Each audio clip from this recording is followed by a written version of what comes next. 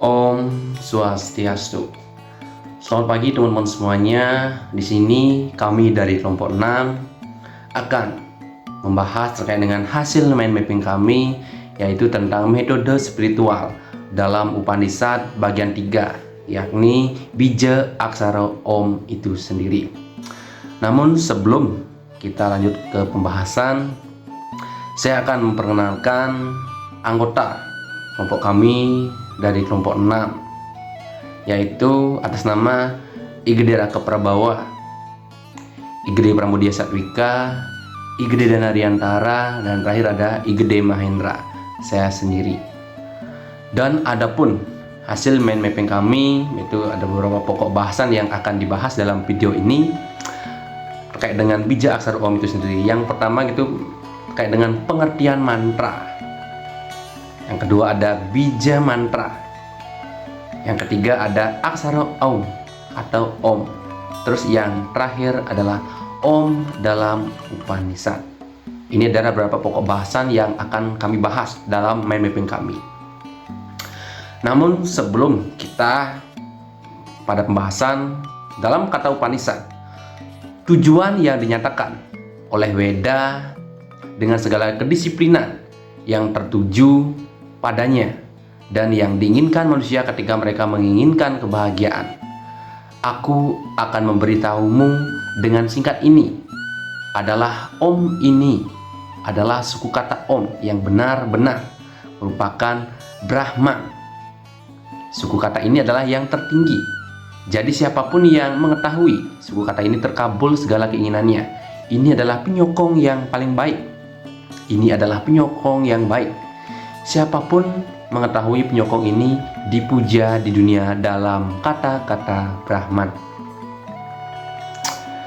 Nah, adapun kata Om itu terkonsep ya. Om merupakan terdiri dari kata AUM yang merupakan aksara suci yang disebut dengan Tritunggal, yang disebut dengan Brahma Wisnu Siwa sebagai pencipta, pemelihara, dan juga pelebur, yang dimana Tritunggal merupakan Brahman itu sendiri terdapat dari inti kitab suci itu sendiri. Nah, selanjutnya untuk terkait dengan pembahasan dan pengertian mantra akan dijelaskan oleh rekan saya Raka Prabawa. Halo teman-teman semua, terima kasih atas waktunya. Pada kesempatan kali ini saya akan menjelaskan materi pertama, yaitu mengenai pengertian tentang mantra. Nah, berbicara tentang mantra, tentunya teman-teman semua pasti sering sekali mendengar ataupun sering sekali melihat orang-orang melantunkan mantra, karena memang tidak asing bagi kita di agama Hindu dalam hal tersebut. Nah, pertama mengenai pengertian tentang mantra. Secara literal, mantra artinya itu yang melindungi ketika direnungkan. Artinya tentang kata-kata ataupun perucapan yang direnungkan itu bisa juga disebut mantra. Mantra adalah sebuah pola gabungan kata-kata bahasa Weda yang diidentik dengan dewa ataupun dewi tertentu.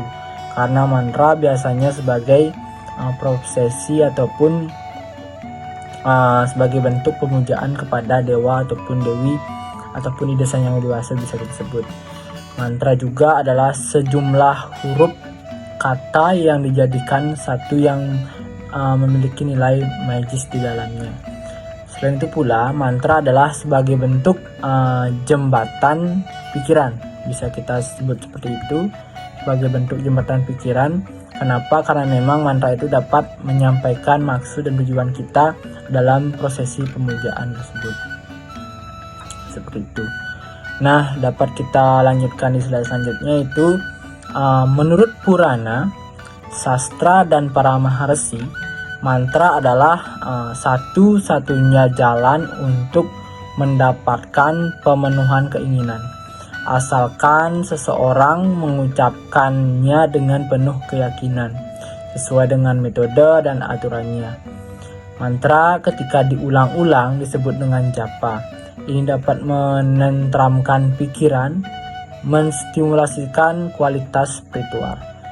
Dapat kita artikan bahwasanya mantra itu dapat memenuhkan keinginan ketika seorang itu artinya serius dalam melantunkan mantra, ikhlas, serius, dan astungkara dalam sebuah proses tersebut akan lahir pemenuhan keinginan dalam pelafalan mantra seperti itu. Kita lanjutkan di slide selanjutnya, yaitu mengenai mantra Dewata. Mantra Dewata ini adalah aksara ataupun kombinasi aksara yang mewujudkan Dewata tersebut pada kesadaran sadaka yang telah memanggilnya dengan sadana. Sebuah mantra memiliki 4 keadaan mendasar jika dilihat dari gelombang suara. Yang pertama ada Waikari yang artinya padat. Yang kedua ada Madhyama yang artinya suara mantram di dalam. Yang ketiga ada Pasyanti yang artinya suara mantram yang lebih tinggi lagi, lebih dalam. Dan yang terakhir ada para artinya suara yang memiliki iswara sakti dan keadaan suara potensial ataupun karana yang adalah awekta, tak terbedakan, seperti itu. Itu yang dapat kita pahami mengenai 4 keadaan mendasar jika dilihat dari gelombang suara kalau kita melantunkan suatu mantra. Karena memang kita dapat pahami bahwasanya mantra itu sangat sakti sekali. Jikalau salah dalam melantunkan, salah dalam menggunakan gelombang suara tinggi dan rendahnya akan memberikan pengaruh yang cukup besar. Sekian yang dapat saya sampaikan. Baik, di sini saya akan melanjutkan materi atau pokok materi yang selanjutnya mengenai bija mantra. Nah, teman-teman pasti sudah banyak yang tahu atau bahkan sering mendengar mengenai penggunaan bija di dalam pelaksanaan persembahyangan atau selesai persembahyangan pada setiap umat Hindu, khususnya di Bali, sudah pasti menggunakan bija. Tetapi mungkin teman-teman ada yang belum mengetahui makna serta fungsi dari bija itu sendiri. Nah, di sini saya akan membahas mengenai bija mantra, mengenai fungsinya serta makna yang digunakan oleh umat Hindu di dalam pelaksanaan persembahyangan. Nah, bija biasanya atau penggunaan bija biasanya kita dapatkan setelah saat selesai melaksanakan persembahyangan yang diawali dengan nenas tirta yang berfungsi untuk membersihkan diri setelah persembahyangan. Kemudian setelah mendapatkan tirta tersebut atau air suci tersebut, maka kita akan mendapatkan biji yang disebut dengan bija atau wija. Nah, di dalam bahasa Sanskerta, bija artinya ganda aksata atau bahasa dari kata ganda aksata, yaitu biji-bijian dari padi yang utuh serta berbau wangi yang dijelaskan secara sastra terdapat pada Lontar Sundarigama. Bija atau wija adalah lambang Kumara dari putra Dewa Siwa, yang pada hakikatnya dimaksudkan sebagai putra Dewa Siwa. Kumara ini diibaratkan sebagai biji atau benih kesiwaan atau kedewataan yang bersemayam dalam diri setiap orang, karena bija biasanya memang dibuat dari biji beras yang dicuci dengan air bersih lalu direndam dengan air cendana, kadangkala juga dicampur dengan kunyit agar berwarna kuning. Nah, tapi ada yang penting di sini. Di saat penggunaan bija kuning ini atau bija yang menggunakan kunyit ini biasanya digunakan ketika umat Hindu di Bali menjalani prosesi pengabenan atau upacara pitrayatnya. Nah, kemudian mebija mengandung makna menumbuh kembangkan benih kesiwaan di dalam diri seseorang. Artinya, sangat disarankan bija atau penggunaan bija yang berasal dari beras galih. Artinya, beras yang utuh, tidak patah atau aksata, yang berfungsi untuk menumbuh kembangkan benih kejiwaan tersebut atau kedewataan yang terdapat di dalam tubuh manusia. Peletakan atau aturan penggunaan bija juga tidak boleh sembarangan. Ibaratnya seperti menunggu perkembangan tanaman buah. Nah, kenapa dikatakan seperti itu? Karena kita tidak bisa menanamnya secara sembarangan.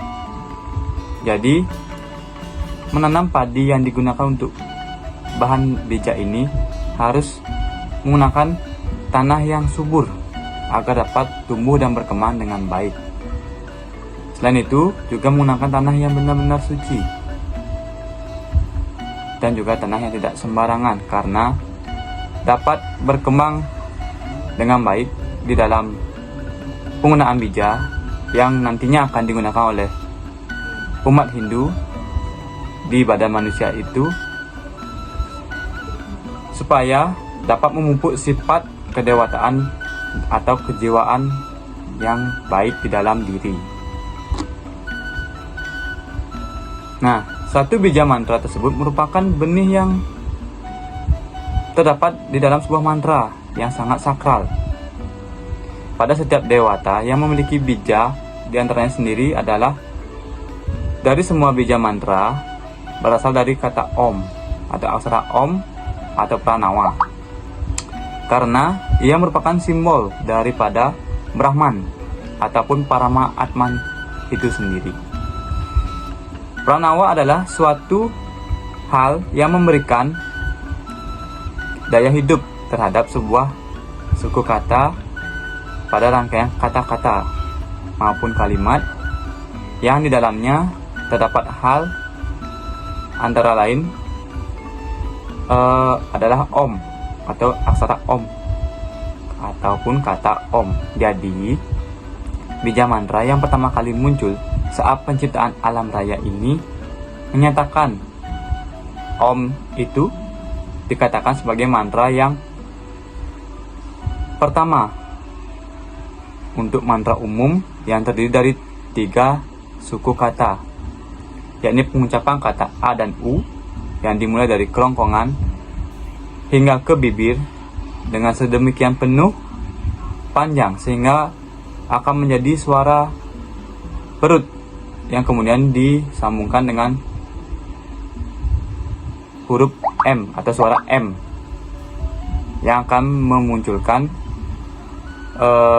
bibir mulai tertutup, dan karena itu merupakan suara yang terakhir sehingga dapat membentuk suara Jadi berbunyi Nah, pada intinya Om adalah suara yang dimulai dari semua suara. Om adalah ibu dari semua aksara di setiap suara maupun dalam bentuk alfabet yang dinamakan sebuah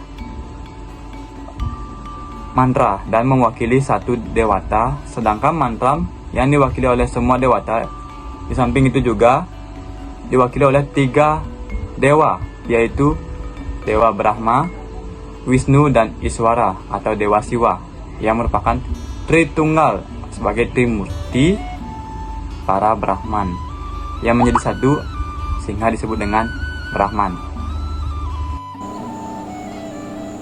Baik, di sini saya akan melanjutkan materi mengenai aksara Aum atau Om.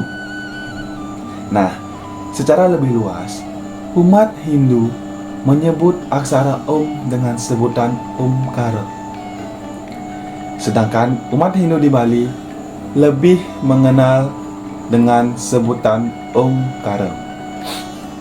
Nah, menurut beberapa sumber, jika aksara Omkara ataupun Omkara ini dibedah, maka semuanya merupakan atau melambangkan sebuah unsur Panca Maha Bhuta, yang dimana yaitu nada melambangkan ataupun simbol dari unsur bayu angin ataupun bintang. Windu melambangkan atau simbol dari unsur teja, api, surya atau matahari. Ada candra melambangkan ataupun simbol dari unsur apah, air dan bulan. Angka 3 melambangkan ataupun simbol dari unsur akasa, langit dan ether. Sedangkan tarum ataupun tedong melambangkan ataupun simbol dari unsur pertiwi, bumi dan tanah. Nah, mantra Om adalah bija mantra. Mantra Om ataupun Om merupakan penyatuan dari semua bija mantra, seperti Dwiaksara yang meliputi Ang dan Ah, Triaksara yang meliputi Ang Ong Mang, Panca Aksara yang meliputi Sang Bang Tang Ang Ing, sampai dengan Dasa Aksara yang meliputi Sang Bang Tang Ang Ing, Nang Mang Sing Wang Yang. Mantra Om sendiri senantiasa diucapkan oleh umat Hindu dalam sebuah persembahyangan ataupun berdoa, tetapi kerap kali diucapkan berdiri sendiri sebagai awal dan akhir dari suatu lantunan atau pengucapan suatu mantra. Nah, aksara Aum atau Om terdiri dari 3 aksara, yaitu aksara A, U, dan M, yang dimana aksara A berarti keadaan sadar fisik ataupun keadaan alam semesta di luar. Aksara U berarti keadaan mimpi mental ataupun keadaan alam semesta di dalam. Sedangkan aksara M merupakan keadaan tertidur yang mendalam, di mana aksara Om itulah penunggalan dari semua aksara suci ataupun mantra-mantra yang ada. Bahkan dengan menyebutkan aksara Om sendiri, dapat dikatakan kita sudah menghubungkan diri dengan Ida Sang Hyang Widiwasa ataupun Tuhan Yang Maha Esa.